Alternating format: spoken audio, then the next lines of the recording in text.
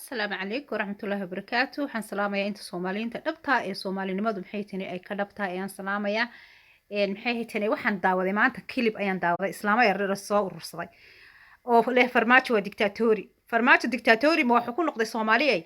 baddiin iyo barigiin uu idiin badbaadinayo ma wuxuu dictatori ku noqday hantida uu idiin celinayo ma cadawgu idiin celinayo dictatori ku noqday dee waxa maxay tani malaa qofka idin lugoynaya iyo ka idin dhisaya ka idin lugoynaya jeceshiin